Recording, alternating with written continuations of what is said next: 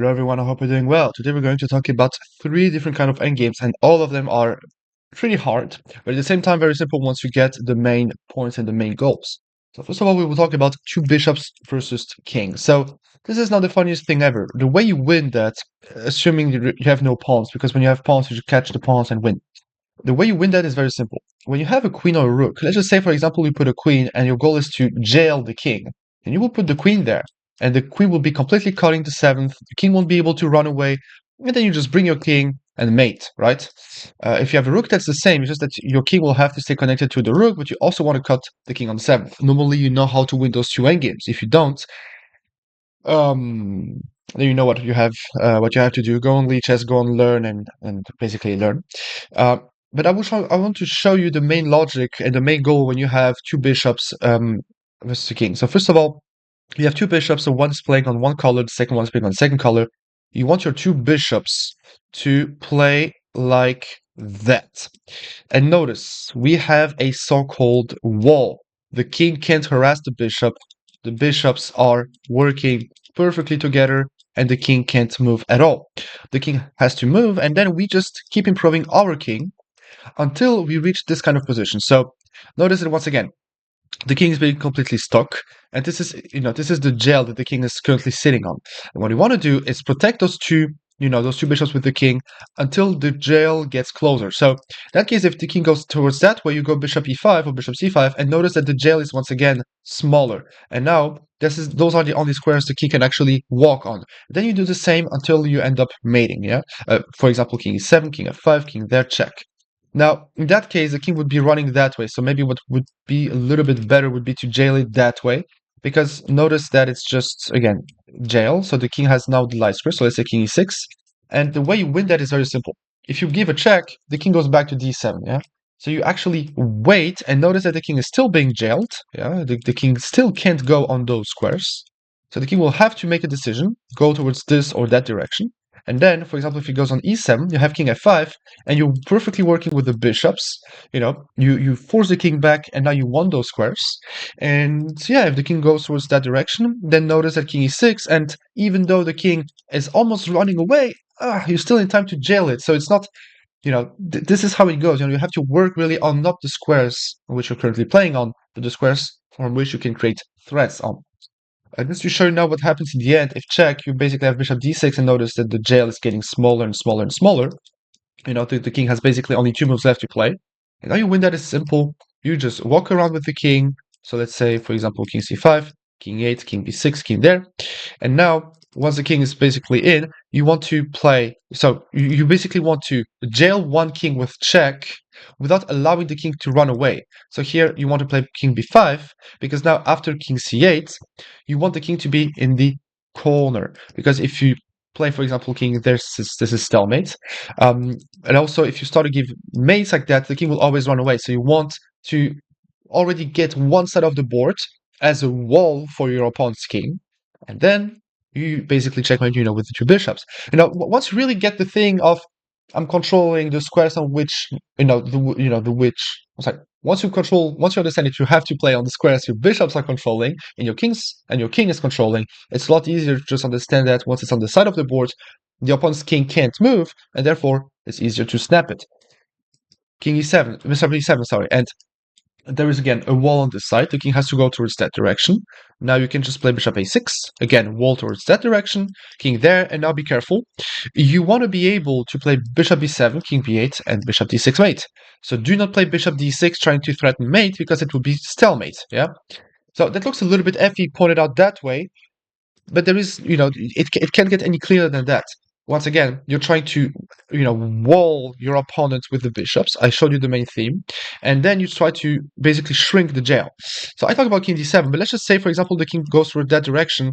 This is the exact same thing. So, you're not losing or anything. It's just that it's the same endgame from a side perspective. So once you will finish this video and you will just understand the main logic on how to mate with bishops, but also with knight and bishop, and with queen versus rook, I would be recommending you to just practice the same endgame, but visually to practice it. Because I played a game, and we will see it afterwards, with queen and rook. In practice, it was an over-the-board game. It was the European Chess Championship in 2022, the under 2000 ELO category. And I played against a guy named Fran Ljovic, who is a young talented player. I don't know how his chess looks like nowadays. But we played together. I had queen versus rook, and I played this whole thing so badly, but I still found a way to win in the end. So I guess I won, and I had perfect tournament, not a single loss, but I still tied for fifth. Third place, ex aequo, but fifth after tie breaks, which is just ridiculous because it was the biggest amount of wins. But it doesn't matter. So I would be recommending you to just think about that. But of course, if you don't want this to happen, you can still just jail it that way. The king is still being jailed, so it's okay. The king goes up. Bishop b5, the king is still being jailed. King is there, bishop c5, and boom, you won more space. Yeah, king d7. Don't be afraid of just using your king until one day, I'm sorry, king d6. Until one day your opponent tries to basically run away. Sometimes you have to play waiting moves because at some point it will get jailed. As long as you stay open on the fact that you have to block some escapes with your bishops, it's just a pure logic thing, yeah? King c6, king there, he's trying to run away. Yeah, and now he's not. The bishops are cutting everything. It's not really that there is like a magical technique. You have to just get this logic of the bishops cutting, and once you get that, you get everything. Bishop b8, bishop d7, completely being stuck. And now you want to play check and mate. The problem is that if you give check, mate, the king runs away. So you have to waste a tempo. For example, play bishop h3, bishop b8, and in that case, instead of going check and mate, you do it the other way around, check and mate. You got the main logic. Let's just keep going now with knight and bishop, because it would be the same logic, it would just be a tiny bit harder. So there are a lot of things. First of all, you have to force the king on the on the 8th rank, and the way you will win that is by putting the king in the same corner as the bishop. So for example, you have the light square bishop, you want the king to be mated on the light squares, not the dark squares. Theoretically, if you build up a position by hand, yeah, you could be mating the king even though the king is on the wrong square, but this is never going to happen because again, the king is on the wrong square. So what has to be done, first of all, is force the king to move back. And this is now what gets funny. You have to use your pieces, and when your king will try to get rid of the opposition, your opponent's king's plan is just to stay in the middle. You always have to, build up such an opposition where the king either goes closer to this side of the board or this side of the board. It doesn't matter, but it has to be the side of the board. 8th rank, 8 on A file, it doesn't matter. It has to be that thing. And now, sure, in that case, it would be faster for me if I just start to basically play it that way, so that would be a lot easier for me to just start it, because I'm already on the 8th rank. And that would be the same logic, and since I'm trying to teach you the methodology and the logic, we will just assume that black already goes back towards this side, because again, the way you practice it from the side of the board is just by practicing. The more you practice, the more you get used to the fact that the board is being sideways, or that the right methodology has to be played sideways. So let's go back. We will just assume that the king just helps me, and we have that. Okay, king c6. So now the king is in the wrong corner. So I would really guess, let's just cheat a little bit so that black gives me a hard time mating or something. I don't know, something this. Because if you just give oppositions, they control escape squares and give checks to force the king back. Just once again, practice will be your best friend. And usually, we always get there. And if we do not get there, you get the same position from the middle. And this is now what gets interesting. You have to block your opponent's king with a bishop, sometimes give checks with the bishop. That means that when you sometimes block with the bishop, you give checks with a knight, and vice versa. So this is where the things will start. First of all, I think you heard about the W method. It's very simple. The king is in the wrong corner. We want the king to go towards this corner. And the way we do that is by sometimes getting some squares on which the king is currently sitting on. Then once the king moves back, exactly, getting some squares the king is currently sitting on. Then once the king goes back, we want to prevent the king from moving back. So we took one square away with a knight, and then we take the other square away with a bishop. Now, king e8, we have to play knight e5. So we can play king e6, but the king just goes back, and we didn't make any improvements here as white. Now, we have to play knight e5. And where people get lost is that they do not understand two things. First of all, king d8 is the best defense. So going towards the light squares. If the king goes back, we're actually doing the same thing as in the game, it's just that we're winning 2 squares. Let me just show it to you. We can just go knight e7. So for example, now let's just say you go king e8. I can go king e6. You go king d8. That's your only legal move. I play king d6. And now you don't want to go towards the queen side. You go towards, back to center. But now I have played bishop g6. I'm giving you a check. So the king is, again, completely being walled. You have to go back on the d8 square, then bishop f7. And again, your king is being completely walled. And yeah, and we have the same endgame as before, knight c5, because again, king c6, he just moves back and we didn't get anything. So knight c5, and we're getting in. We have that. We have this position.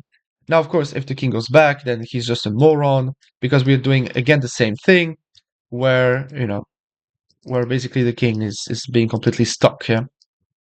So now I went through this very fast. Now let's just re-dissect everything and assume that our opponent is defending the right way. 95. So what people usually blunder in this position is the following. They think, oh, but king d8, king c7, and I'm dead lost, right? No. So what people fail to realize is that the king can't move back on f8 because the king is on d8, but if it had to, then 96, king e6, and we block the squares the way we saw it before. But I think you get this logic. What you don't get is what happens if you play, for example, this position, the king goes to d8 and threatens to go out. It's simple. You retry the wall with your knight, with your knight and with your bishop, and notice that we can just play bishop e4, so we're guarding the light squares. So the king will go king c7 and threaten to run away, and we have those dark squares. Yeah, but now we use the knight, and we have this wall, and this is what people fail to realize. We have this wall. If the king goes back, to d7, we have king f7, opposition. Opposition. Now, if the king stays on the 7th, again, opposition, and notice that we have the wall, and the king can't go king b7, king a6, because the bishop is there. It's a real wall. Let's just put line, those circles where the king can't go. The king can't go anywhere. It's a wall. The king goes to b8, then we can just go king d7, because once you go towards that direction, I go king c7, and even though you go king a6 and it feels like you're running away, again, I just block you. So it's not that there is a magical methodology. It's just a matter of putting your squares on such a way that you're cutting your opponent's ways to go. And now we call it a W because if you take a look at the knight, here the knight, usually the knight starts on g5 in every single theoretical position. Now, it's just that the knight does usually this movement until the very end, but it's not true. It does it once, and this is why people call it a W. It's not looking like a W. Okay, but this is very important, yeah? Notice it's not a W. I've never seen a W that looks that way. I mean, this is not a W. This is I don't know what that is, This is the head of your, this is the head of a guy, this is his, how do you call it again? When he's eating a lot and his belly, yeah, he's just getting huge. Now, after king c8, king b8, we just get in, and we end up having a very funny moment. I think we can even play this move now, which is really trapping forever. Now we're getting into a very, very funny moment in the game, and this is where the king just gets completely trapped. Where the king gets completely trapped by, in the corner. And once the king gets in the corner, so this is the only hard thing when you do not get the logic. Because again, I just showed you that you want to, if we take it once again, just re-summarize, because people would then ask me, why didn't you summarize again? So what we want to do is have a position where we are cutting the escape squares towards the dark squares with the bishop, and then with the knight, or with the knight and with the bishop. So we took away the h8 square, then we took away the g8 square, then we take away the d7 square, then we take away completely the 6th rank, and king d7, king f7, no position. The king goes back, and now we can just play bishop c6, and, the king can't go towards that direction, and if you go that way, bishop a4, bishop d5, it doesn't really matter. Maybe bishop b5 is better. Again, the wall. And yeah, and then we're getting once again to this position where we are completely cutting the king. And then once the king is being cutted once again, so we have, for example, knight a5, this, we can play bishop d7, we're controlling every single square. If the king goes towards that direction, it's mate. And otherwise, this king c6, if the king, the king simply can't go anywhere because we're cutting squares the whole time. It's just a matter of logic, and I do get that it can be hard when I just say, yeah, you said logic, but it's not that simple. Cool. Let's just keep going. King b8, king d7, king c6, king a6, yeah. Now, what I want to talk about is really not what I just shuffled around, because, again, I just kept cutting squares. You can go back if there's anything unclear in what I just explained. Now it's time to talk about this position, or this kind of position where you're already in the right corner, because if you do not get this part, then you won't get what we just saw. After king like that, we have to notice that the king is being completely stuck again by pieces, because this is the only thing you have to do. bishop b5, king b8, and again, the same logic. We take away squares, so that the king stays in the corner and only has 2 squares to go. And this is now how funny that is. Once the king is in the corner, you just have to find a check without stalemating. So, for example, you could play that, this, the king goes that, I'm sorry, the king does that, you wait, sorry, the king waits, you just wait with the bishop, he goes towards that direction. And now, what's funny is if you start giving random moves that do not give checks, it's very simple for you to basically stalemate your opponents. What usually happens is that you end up having the bishop on a6, because with the bishop on a6, you're perfectly controlling the escape squares on c8.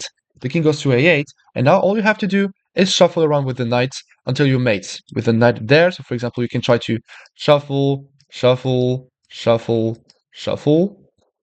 Now, it happens to not be mating. This is very unfortunate, but I guess this is mating still. Because, the type of mates you have is you give a check with the bishop and you mate with the knight, or you give mate with the knight. Now it just happens to not be mating. Unlucky, lucky me. And yeah, and this is basically how it goes. King there. Okay, this will be stalemate, which is very funny. Maybe 4, check, and mate. And yeah, once again, you get the main logic, you get the main positions, and you get the main mate.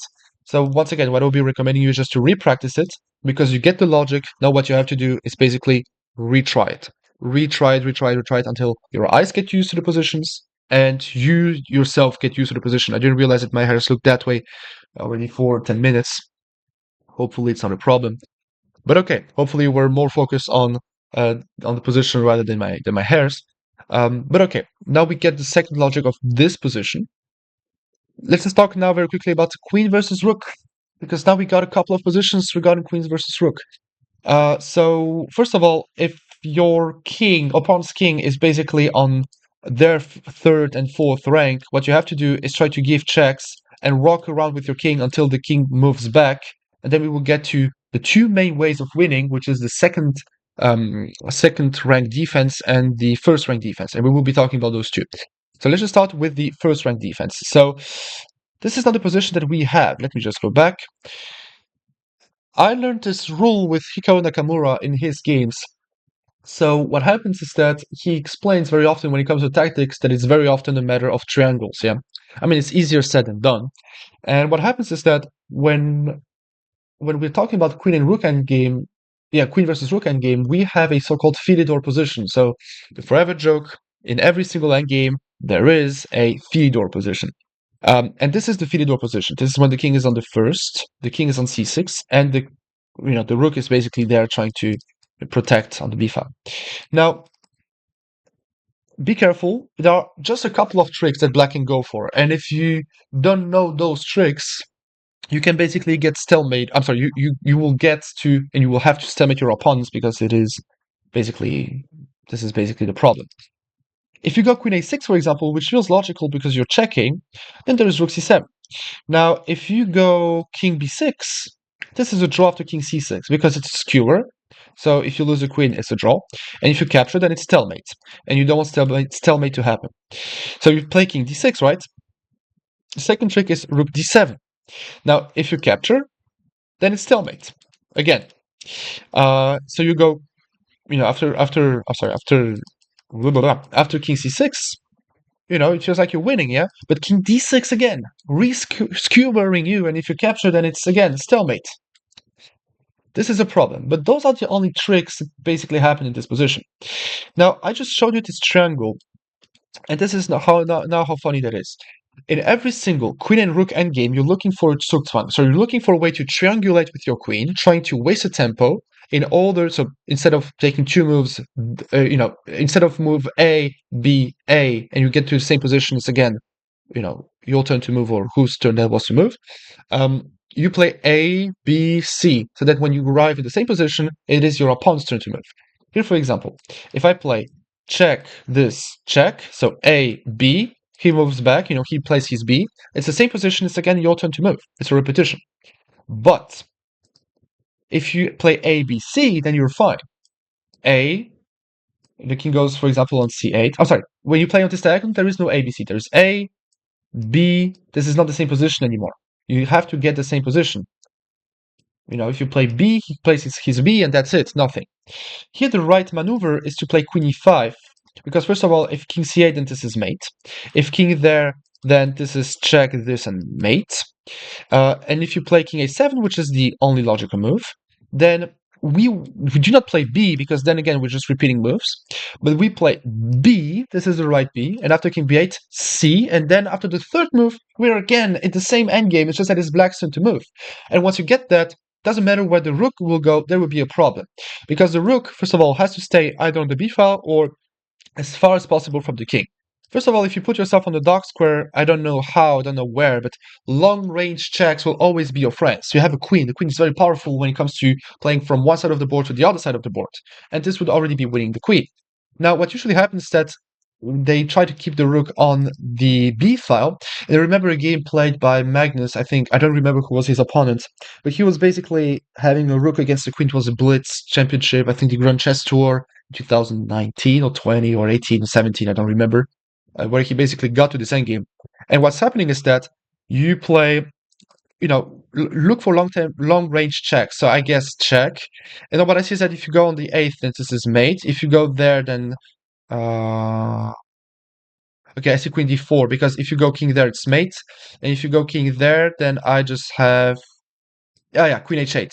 Because you go towards that direction, queen h7, I'm picking up the rook. Okay, a little bit of calculation is being involved, but trust me, it is, you will have that. As long as the rook doesn't have a way to protect the king effectively without getting mated again, then this is of course a problem. I'm sorry, then of course this isn't the problem. You just have to calculate and you will find the solutions. So let's just say the rook stays on the 7th, then it's the same story. Okay, that way we win. So let's just say the rook goes on the light square. Then again, you have something like queen b4. Now let me just look for some logical moves. Okay, if king c8, then we have queen d6, and now this is not a stalemate anymore, and we're basically threatening to go check, which will win the rook, and there is not a good square for the rook. If you go, for example, rook g7, that this is mate. If you play rook there, then this is mate. What am I talking about? Or this is also mate. So the rook has to stay on the 7th. Yeah, this is actually again Zugzwang. What am I talking about? Because no matter what you play, you lose. Oopsie. Yeah, this is very, very unfortunate. So let's just say you play something that doesn't lose immediately. So rook a7, then this is a mate, and it loses immediately. So again, you arrive into Zugzwang, you're winning, and this is the main element you have to get. Yeah, this is really the main element, because then you get some second rank defenses, and this is the same goal. You're once again looking for and rooting for a perpetual. So this is the second theoretical endgame. In practice, you can give a lot of checks until you reach those theoretical endgames, and this is why practicing now, even against a very good engine, so Stockfish 11, play this position against Stockfish 11. He will find a way to always force you to calculate, but practice those endgames, practice them. Here, the right theoretical approach is simple. The king is being completely caught already. We can play queen f5. So the king can stay, can't join the second. Now, if rook d7, you go king c6, you win. Easy peasy. So king d8. Now, if you play check, then after king d7, the king is gained on the second. So we can just play king c5, because we want to play king d6, right? The problem is that if we go king c6, and there is rook e6, and we're not making any improvements here, because if you capture, it's a stalemate. So we can just play king c5, and we're trying to go king d6, and then get once again to the FIDE position. It's just that, it's just that it's not on this side of the board. We're trying to get once again to the FIDE. Now, king c7, and we do not give checks. We try to stay as close as possible to the king with our queen. We can go queen d5. So we're threatening queen d6. Now, there are a couple of moves possible in this line. For example, there is rook h7. And if rook h7, then after queen d6 and king c6, again, normal stalemate, and we're getting back into the other position that we saw before, where regardless of what you played, this is a problem. If you play king f7 to prevent mate, then this is, of course, winning the rook. If you go rook h8, this is mate. And yeah, there is, again, no stalemate. If you go towards that direction, it's mate again. So here, yeah, let's go back. So instead of rook h7, usually black tries to keep the rook as close as possible to the king. If you go king g7, this is just, this is just a problem. And after king d7, after rook d7, then we just have this practice once again where we give those checks. And again, we keep on the opposition. We look for this moment where the king can't just wait randomly, because now if the king goes to a7, then you can go king c6, and again, you're getting everything. You're getting absolutely everything. And this is, of course, not a stalemate, because you capture with the king, or with the queen with check. And now this is very important. We can go from behind. So the king has to stay, if, I'm sorry, the king has to move, or the rook has to move. The problem is that if you move the rook anywhere, then there could be, you know, problems. And if you play, for example, king a7, then after queen e4, the rook really can't move, because even if you give those two checks, then this is just nothing. You can't play this check anymore, and I'm still threatening mate. So we have the exact same endgame yet again, but from the other perspective. And this is why I'm talking about perspective things, because people think that, oh, there are so many different endgames. No, there isn't. It's just that for you it's not the same, since it's switched positions, right?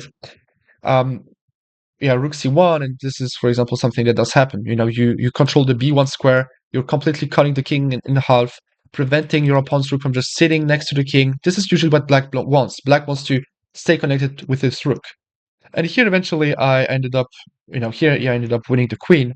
Um, yeah, because again, you got the main point, you're looking for Zugzwang, and then you just have to be confident enough to just calculate and seeing from very far away, not in your mind, but visually, one piece is on one side of the board towards the other side of the board, what basically happens.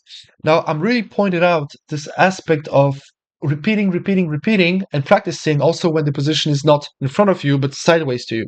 Because I will show you a game that I played 4 years ago. And this is a game that I played against Fran Jovic at the last round of the European Chess Championship under 2000 ELO. And I have a queen versus a rook, so it was a very brutal game. I attacked this guy, and this is the endgame that we got. So I ended up pushing those pawns, creating a pass pawn. The engine says it's a draw, but whatever, go to hell. And here I have a pass pawn. Eventually, he ended up sacrificing his knight for the pawn, and now I am winning. Of course, everything was a draw, but I really needed a win.